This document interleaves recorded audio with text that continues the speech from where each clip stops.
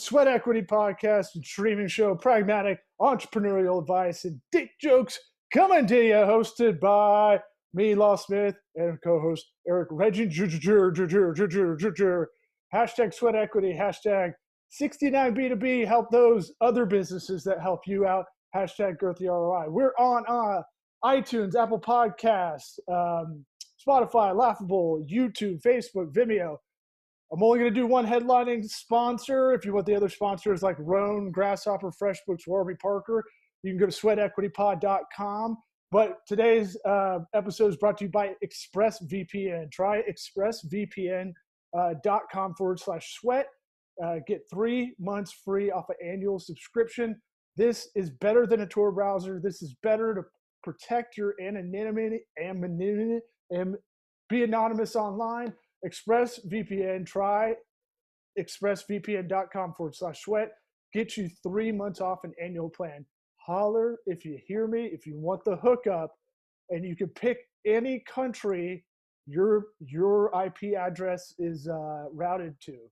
That's something I didn't know about until just now. Try expressvpn.com/sweat. Get 3 months free.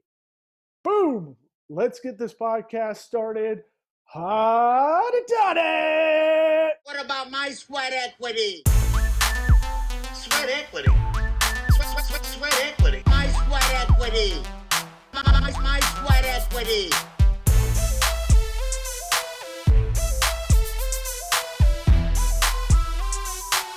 Sweat equity. What about my sweat equity? Well, I mean, we got to make sure I have a good trap game. Usually, I've been trying to dress up on this show, but everything's packed. You went out of your way to not dress up today. Well, everything's packed right now, so it's like I don't have the podcast equipment. I carefully put away the mics, the mixer, all that stuff. So I'm going rogue. I'm going guerrilla style. You look like you were like throwing all of your clothes into a wood chipper and then realized you were naked and needed a shirt to wear and then ripped it back out of the wood chipper and threw it on. You know, it's been said on this podcast many times you should wear pants in a Zoom meeting so you don't get caught, but I'm wearing a shirt and no pants. Yeah. All right. So we want to do part 2 as we were talking to Joshua Kennedy of Imagine. Yeah. Imagine Marketing, right?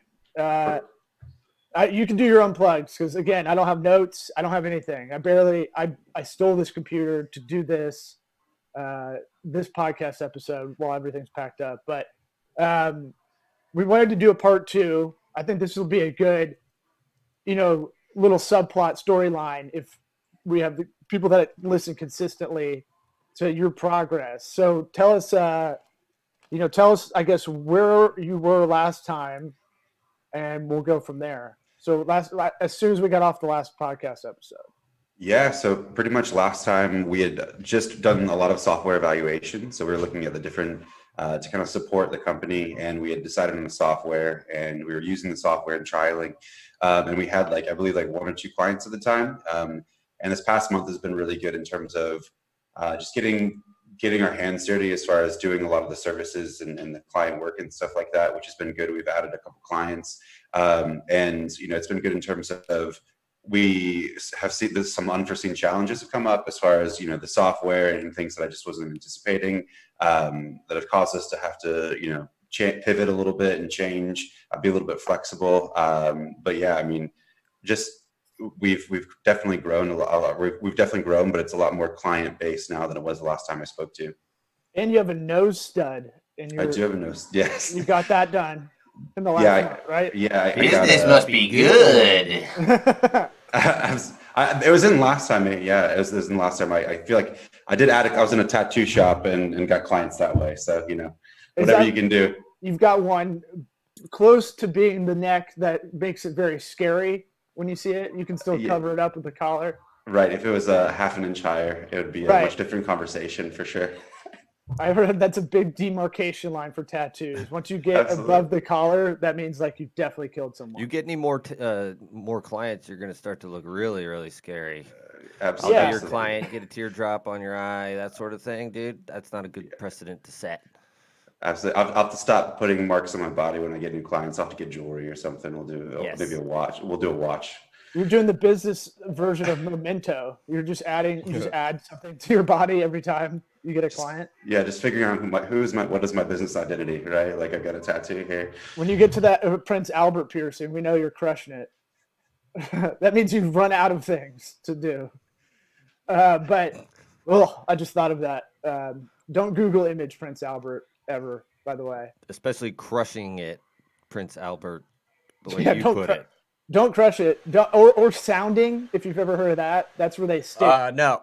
Don't even explain it, dude. Don't even explain it. I'm taking you off. You're off the camera. You can't mute me. You can't mute these. Hold on. Stand by. Let me learn this. How to mute. You can't mute all this. Ooh. Party. But what was I say? Well, actually, before we get more into that, why don't you re-explain what you're doing so people that didn't hear the last episode can kind of get your gist of your company. Yeah, absolutely. So what we are is a basically 100% performance-based affiliate marketing agency. So we use a tracking software to track basically users from different places on the internet, basically. So we try to recruit essentially digital partnerships, which could be people like podcasters or bloggers or wherever. And then we're able to basically provide them links and use coupon codes that are able to monitor and track users from their pages, their websites, their platforms through the checkout process at the different clients that we are serving. And then in exchange for that service, they basically get a commission. So they're almost like a digital sales team. But the cool part of it is that it's all like there's no risk involved because we don't charge really for just like a software, or we don't charge a software fee or an installation fee or anything like that, or even just for our time. It's only based on new customers acquired in sales. Yeah, and so since we talked in early May last time, and so a lot's kind of changed since then as far as just society's gone around the country. At least like what we dipped into unemployment was higher than the Great Depression, and then now it's I think come back about 3 million jobs in this last 30-day period. So we're seeing that like there's a bounce back effort, but there's still going to be a lot of people that are going to be in this gig economy kind of stuff, going to be doing side hustles. It's kind of why the show exists. And so I think that might be a good thing for anybody listening to maybe contact you as far as, being one of those referral champions for you. Yeah, no, I definitely appreciate it. And that's kind of, as long as I can get the audience of people and I can explain the software, the service to them, I think that it's a pretty compelling offer. Yeah, I mean, I think there's a lot of opportunity for people out there that are looking for those things to work from home they're not like a Rodan and Fields where they're getting the garage inventory of an MLM and getting fucked over eventually, where they can't sell $30,000 worth of all the stuff they have to buy just to be a consultant. I feel bad for a lot of women have to find out who their real friends are, who becomes a Rodan and Fields consultant, or what are the other ones that are big? Mary Kay for older ladies. Herbalife. That's but what about all the success stories? Yeah, there is. There's winners and losers. There's like two at the top. Part of me, I can look at it like a libertarian, like you make your own decisions, and then part of me is like, it's really taking advantage of people. I go back and forth between the two. Yeah, quick side note, if you ever have to pay money to get a job, that's not a job. If it seems like you're gonna, get your foot in on the ground floor or whatever, they're not, they're taking you, man.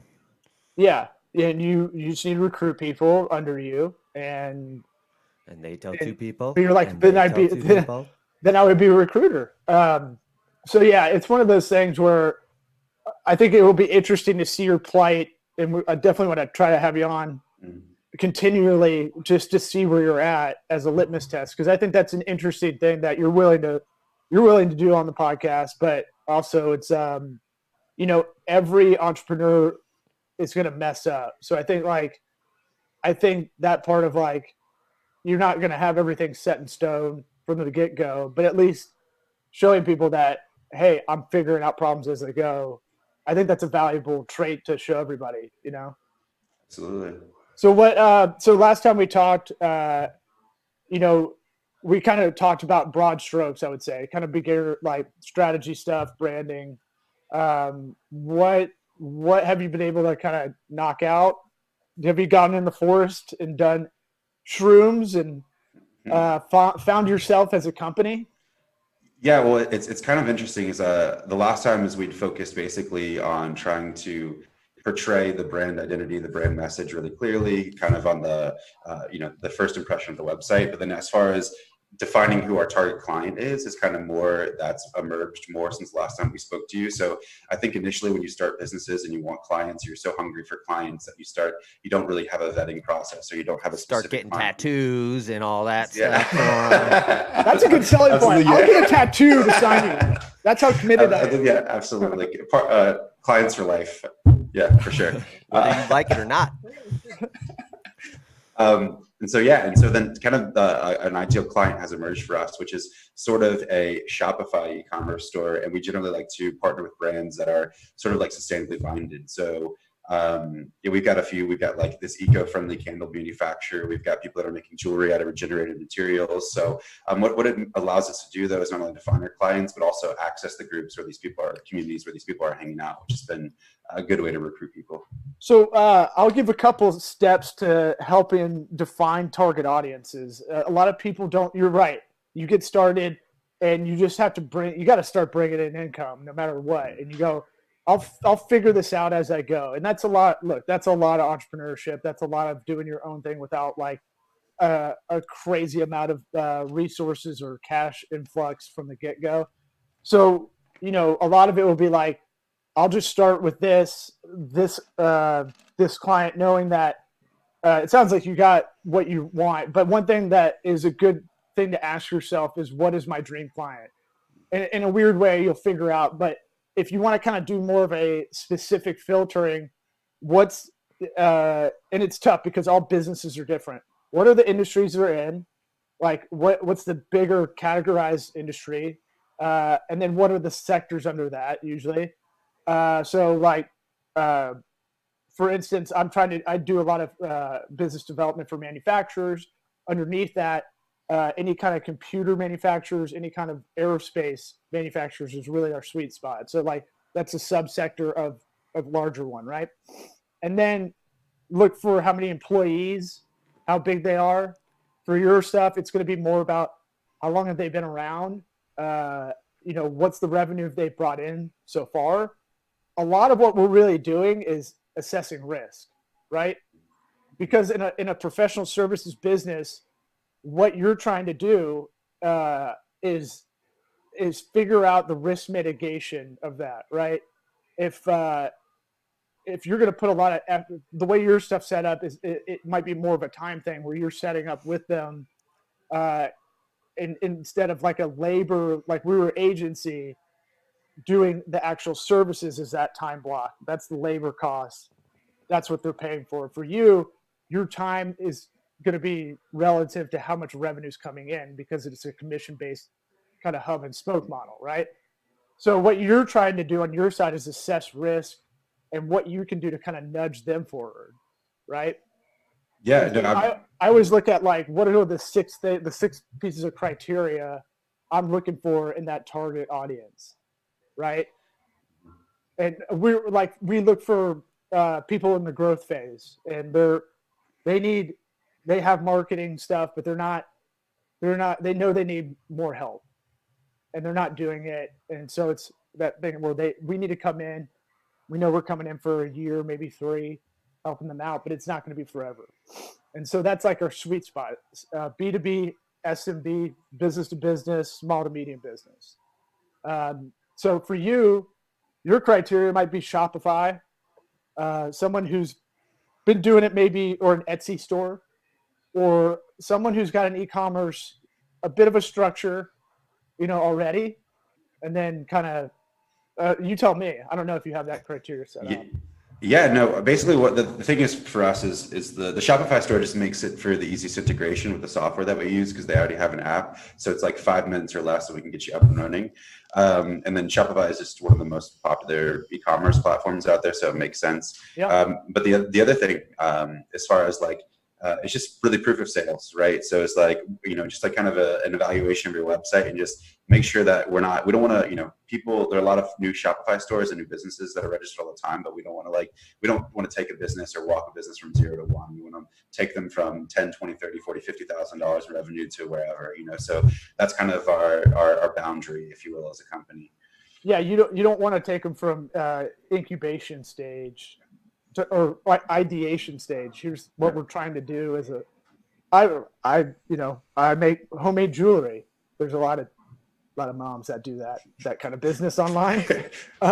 Former Mary Kay jeweler, right? Yeah, I mean, nothing wrong with that. You can make money doing it. It's just tough. You don't realize like the thing you actually like, and this goes for almost any business you start. The thing you like doing and the thing you're good at as the service or whatever you're producing, it becomes 5 to 10% of your time, and everything else. So you like, I love helping companies get from point A to point B. That's what satisfies me doing what I do. But it's that thing of like, sometimes that only becomes a fraction of your time, right? And when you do homemade jewelry, you're like, I just like doing this on the side. This is fun. But when you try to make it a company, it's like, oh, you have to figure out logistics of shipping and the costs of shipping and how this shit should be packed, how it should be unboxed, how it should be bundled together and pricing model, and it can overwhelm. So Eric looks like he has a question, but I can't tell. What? No. I was just gonna say you're in the little box on my. I know. Well, I don't need to be in. You're leaning in. You're leaning in like, whoa. No, I was just gonna say it's like with that sort of stuff, it's just sell the idea to Walmart or sell it to somebody, a manufacturer, so they can sell it to Walmart or whatever. It's always just like that's a stepping stone sort of thing. So my professor, Dr. Kincaid, my undergrad entrepreneurship professor, we used to write business plans for our entrepreneurship program. His advice, for fun, funsies, yeah. Wrote one for a crematorium, cool. But I did one for a glass bottom dolphin boat in Gulf Shores, Alabama. I found that business plan as I'm moving out, and I'm like, God damn, this thing sucks. You just pushed it too far with the bottomless captain that you had to have. Yeah. Oh, well, I'm, again, not wearing pants right now, so it's kind of apropos. I know. Maybe that's why I was thinking about it. Bottomless. By the way, no one on the call is wearing pants, actually. Yeah, but I'm not wearing any boxers, no MeUndies, nothing.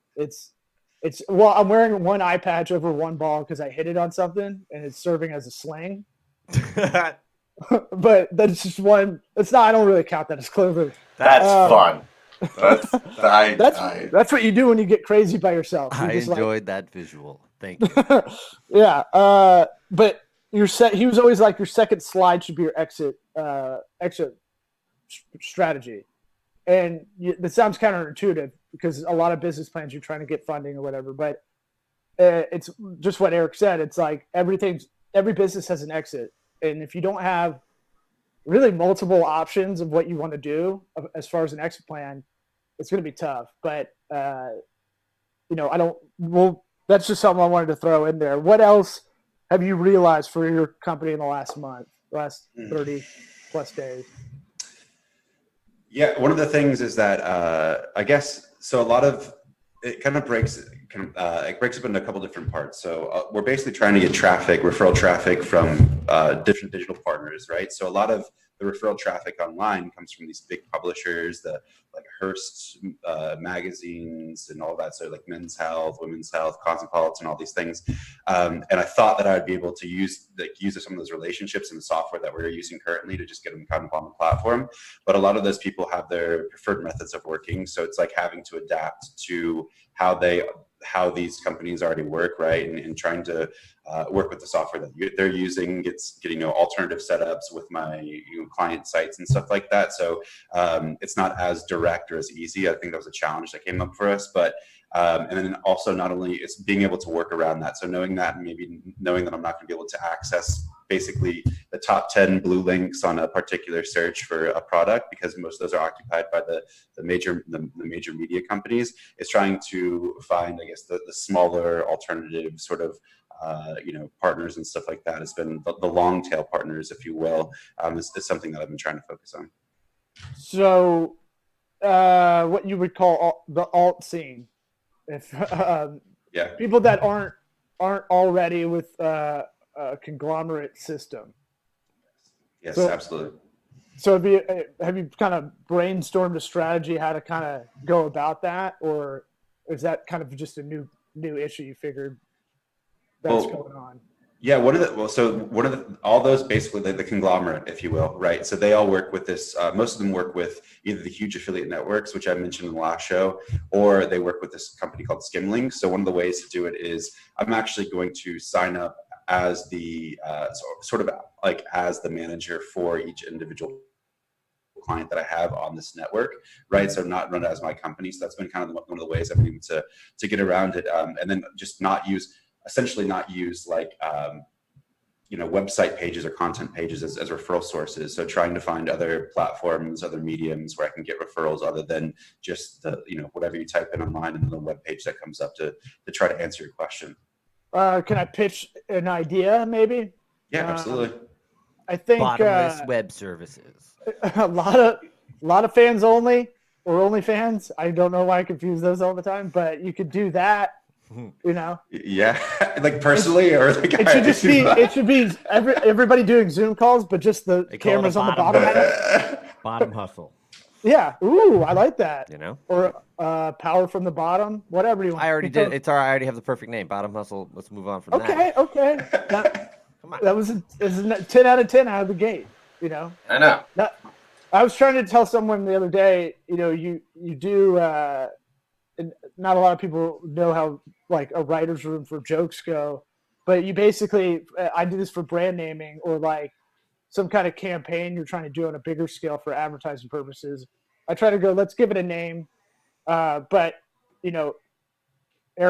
Eric's is a 9 out of 10. Let's see if we can beat that. If we can't beat that, we can't, so that's how you should do a lot of brand naming, a lot of company naming, whatever it is. But what I'd say is, one thing I think where you can build a lot of credibility, it's something I've been sitting on for this podcast, is kind of community building. So like digital community building, meaning that our friends at Something Planet podcast, they've been doing a good job cultivating a lot of weird memes in their Facebook group. They started, I don't know, a couple months ago. But it's gotten them way more I can tell it's gotten them way more traction in terms of people that didn't really listen, or they listened to the podcast a little bit and now they're more invested. It kind of creates the non-show property for them to kind of keep a relationship going, right? And we absolutely need to do that for us too, by the way. That's stupid that we don't. I know, we're dumb. Participate more in the Something Planet dick joke group. I can't decide if we do a Facebook group or Slack, an open Slack, or both, and figure out how to integrate them. But for you, for what you're doing, I think you could do something that is helpful for people that need e-commerce help, like a Facebook group that it's not like it's under the guise of a Facebook group that you're trying to sneak anything by them. But I would make it something where you're helping them with e-commerce issues, right? And make a Facebook group for that, lead everybody over there, because you can see Facebook's also making a push for groups more and more.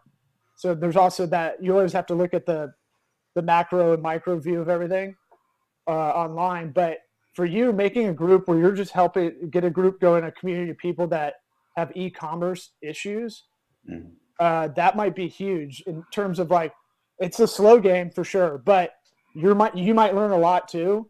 I'm a big believer of like, joining a lot of communities just to kind of seep in whatever knowledge that helps me, because you're not going to know everything, especially in the online world. It's infinite. And so, but also like the empathy of like having the empathy of potential these potential targets you want to talk to, if you figure out their pain point and what they're searching for after a while using this group, then you can make a search ad that's feeding that, right? That's so specific that you're hitting those people. Or like it's like guerrilla market research. Well, what a lot of people are doing now, I mean, it's pretty gangster, is there's every city has this. So if you're listening, whatever city you're in, there's a bunch of neighborhood-esque, like whatever your neighborhood is, West Hollywood Facebook group or something for selling stuff. Famously gay neighborhood. I don't know why you chose West Hollywood. I used to live there on Martel Avenue. Oh, you're a mayor. Okay. Yeah. I used to live in a garage there. Take that for what, like a real garage, not like a garage apartment. I don't know that gay term. Hold on. In the garage? Yeah. It's a double wide? You do it in the garage. I seriously, in 10 years ago, I lived in a garage in West Hollywood, and that sounded like the gayest thing I could ever say. Yeah. I live in a dungeon.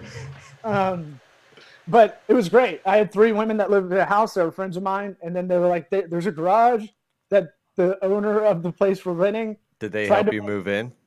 Yeah, they tried to make it into like a suite, and he just like gave up like step 3 in. Mm-hmm. And so there's carpet on the ground, and there's an AC unit.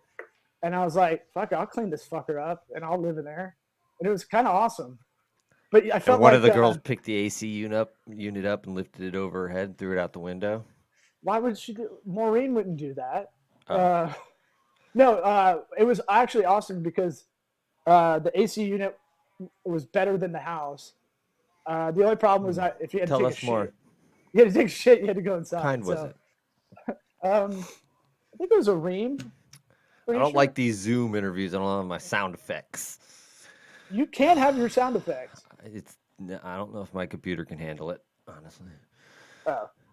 You can just pull your phone up to the mic. It's not the same. I know. But what was I talking about? Getting double-wided?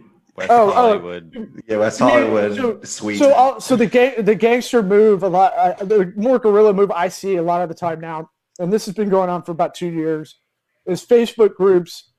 A lot of them are really set up to get people to pay them to advertise within the group because everybody sees the notification. So whereas an ad, you're still targeting people and they can skim by it. But if you have a group where the default setting is anytime something's posted in here, you get a notification, that's really powerful because it's going to drive about 90% of the people in the group over to that post. It's the same with live videos, how they have that as their go-to thing. But they've toggled those, right? So for a while, it was when they busted it out, you did live video. We did it as a tactic for us because it's novelty, right? Yeah. It would show almost everybody you're friends with.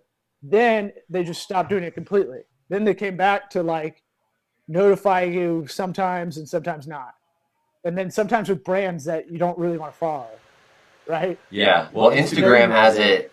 They get you like every time because an Instagram notification, if it looks the same as any other notification, right? It won't say they're live now. I follow someone that does yoga locally, and she's been doing it every day. I keep forgetting to turn it off, but that's the thing. Like, forgetful law. Well, I mean, what was I doing? Whatever. Yogi law. My day. Do you see? You see all this? I have to do Diamond Dallas Page yoga. You see all this? You see all this mass? Are you for real though? The DDP yoga? I'll do it. No, I'm not. I was asking if you were. I need to. Okay, that's not what I'm at. So no. I don't want no is the answer. The app sucks he's not so doing bad. It, everyone. The app sucks so bad. I don't like. I do yoga with Tim on YouTube for free. And by the way, from West Hollywood. If you want to watch a guy make jokes, he does it by himself. He films it by himself. Like the beginning ones, he has a cameraman, obviously, and then he starts doing them on his own and tries to make these little dad jokes like as he's doing it and laughs to himself. It is the most unintentional comedy. Like it's so funny. He's like, like that kind of like. laughing to himself. Hear it echo through his empty house. It's so fucking funny. But the community building thing where you do a Facebook group, you should probably join a bunch as just like what you're talking about, doing a little dummy testing research for your competition. In a similar way, you're kind of doing that to get a feel for out there. Like Eric and I like Reddit a lot.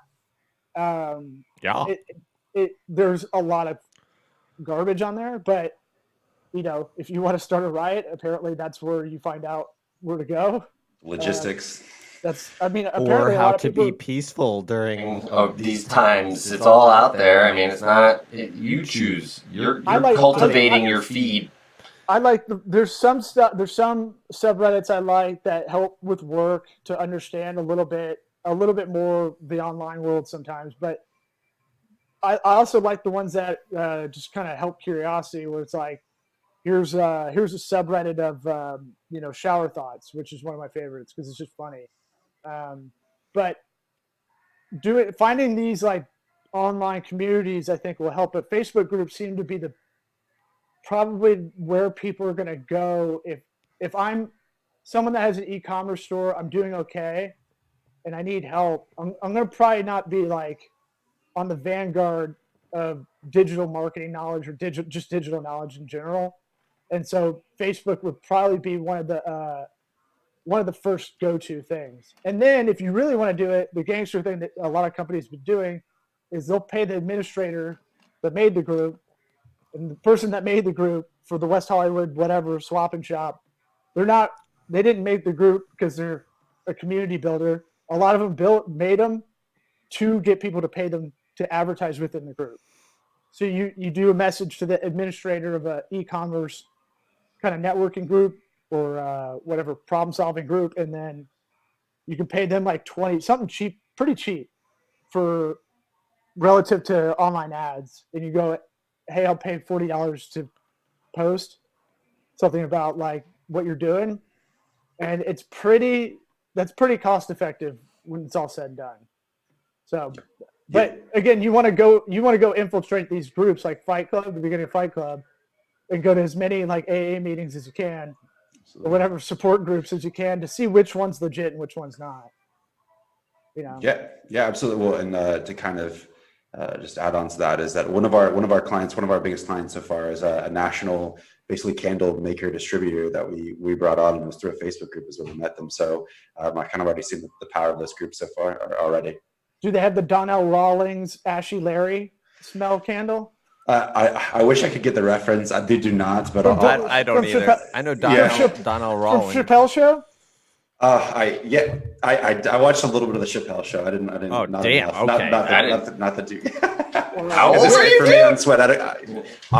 It was like when I was like 10 years old. The Chappelle Show was on. It's probably more relevant now than it's ever been. It still has my favorite sketch of all time. The best. The blind Klansman, the black guy. I mean, that is my favorite. They made a movie out of that. I mean, Spike Lee made a movie from that. Yeah, but that's even that 5-minute snippet, because I saw the movie too. That was better than it's so perfect. I love that. Oh yeah. But what I'm saying is like that's the best show. That's the best comedy of all time. Probably. Definitely the best skit show of all time. Yeah, I've seen a few episodes, but I'll have to go back and brush up a little bit for sure. Find out where that's streaming and get you on that. You're not welcome back until you watch all the episodes and you get our references. I'll do a weekly report of my business and then how the Chappelle Show progress is going as well. Yeah, I'll check in with you guys. Key and Peele is probably your Chappelle Show, or maybe Mind of Mencia. But yeah, I think help figuring out your target audiences through just like being a part of them, right? Acting as if you're a customer. It's going to give you that empathy. You got it. Once you get the filters down, what we kind of explained before, trying to figure out the psychology and where they need help. That's when it's going to be a game changer for you, because then you're going to know that point of contact to make, where you're going, okay, I know where you're at. We've helped this, and now you'll have the candle company, and you'll go, we've helped them go from here to here. Now I have a case study. Now I have a reference point to go. Hey, here's what we helped them do. So yeah, let's have you on again in a month to see what's going on, man. Yeah, I'll try to squeeze in a couple of Chappelle episodes for sure. I'll rewatch that skit for you, Eric. Thank you. Finally. We might have just ruined your productivity, man. I know. It might be a lost weekend. They hold up. Don't worry. But worth it. They do. They definitely do. Yeah. But yeah, man. Thanks for coming on, and yeah, we'll have you on in a month. Yeah, appreciate it. See you guys. Later, man.